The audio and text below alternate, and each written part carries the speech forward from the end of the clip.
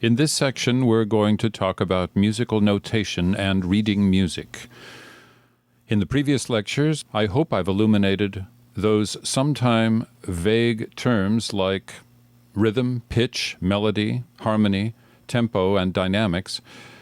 If you're interested and decide to take my course Adventures in Classical Music, you'll explore how these elements and concepts apply to the development of classical music through the last 1,000+ years, and I'll be elaborating on these elements throughout, particularly expanding on texture and form, and to some degree, harmony.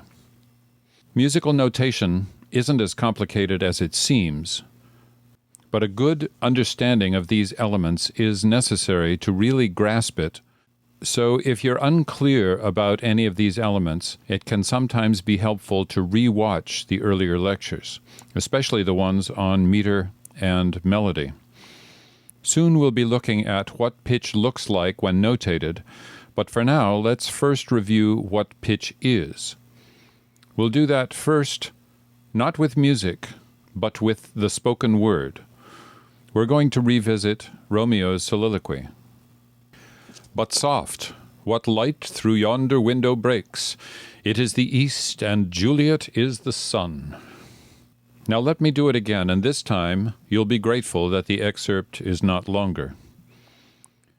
But soft, what light through yonder window breaks? It is the east, and Juliet is the sun.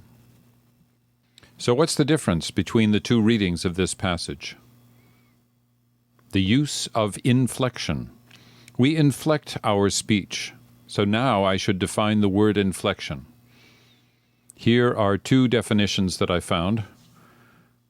Modulation of the voice, change in pitch or tone of voice.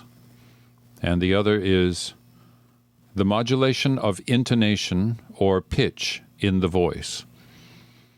So as a general rule, we inflect our speech in order to communicate the meaning of the words. A composer makes specific choices as to the inflection of particular words by mapping them to particular pitches. In speech, we don't have to be that specific in pitch. Let's just diagram this to show the relative highness or lowness of the pitch. Remember that when we notate music, we put high notes high on the page and low notes low on the page. So in graphic form, I'm going to put these words on the page, on the screen, that is, with the words in positions relative to their highness or lowness. But soft, what light through yonder window breaks? It is the east, and Juliet is the sun. It's not a perfect representation, as there are some in-between words that shouldn't be quite as high or as low, but I think you get the point.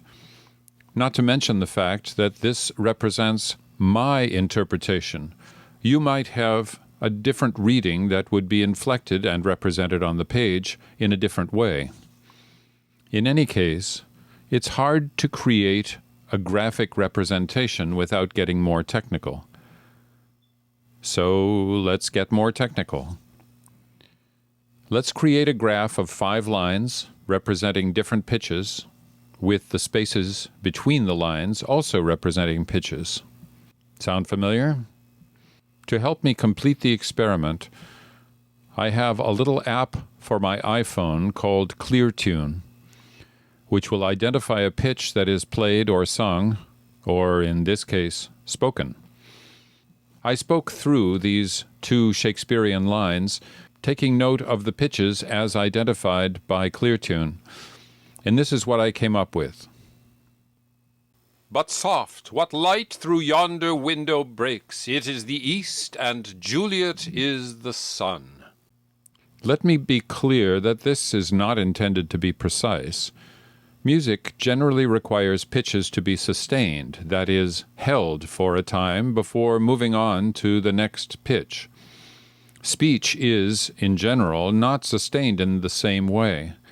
The old art of oratory, which was necessary before the invention of the microphone, required somewhat sustained pitches in order to carry to the back of auditoriums and outdoor venues, as in this example. 7 years ago. And how about this example? But that is something that I must say to my people who stand on the warm threshold which leads into the palace of justice. In the process of gaining our rightful place, we must not be guilty of wrongful deeds. Can you hear how Martin Luther King sustains his vowels to project his voice to the crowd?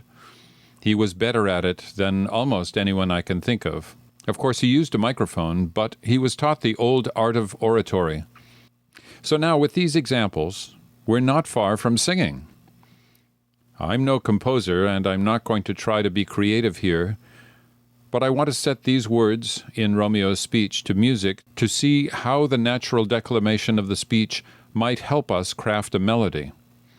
Looking at the chart again, you can see that I've placed the words on the pitch, line, or space that most closely approximates that word in the context of the speech as I've interpreted it.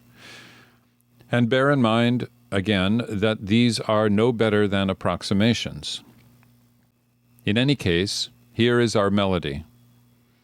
As we proceed through the melody, I'm going to replace each word with a dot representing the note.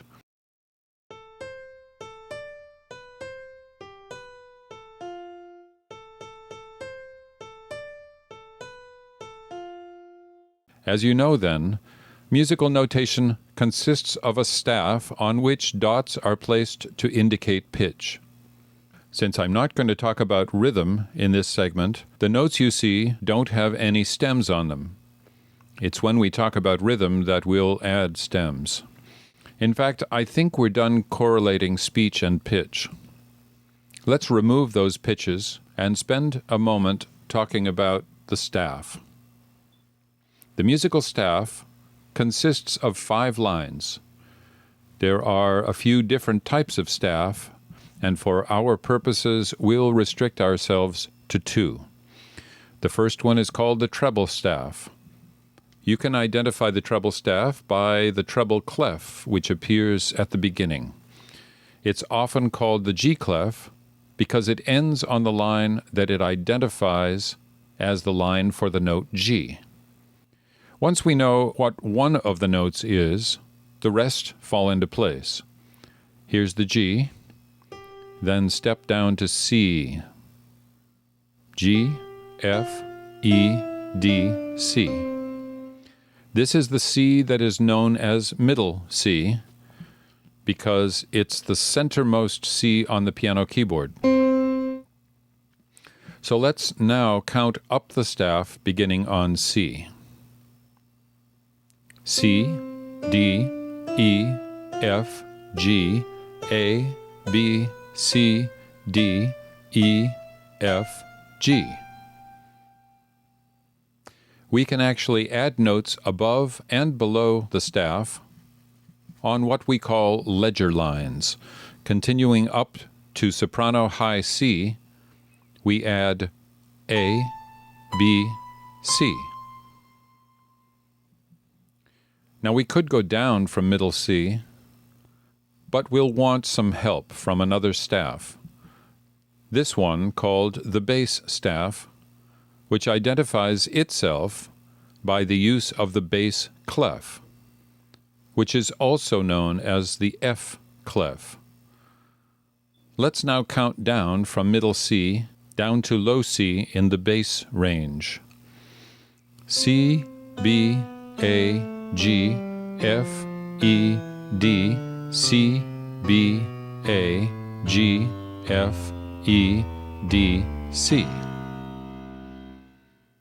Now, as you know, if you look at a piano keyboard, there are all those black notes that appear between the white notes that we haven't yet accounted for. This will be the subject of our next lecture segment.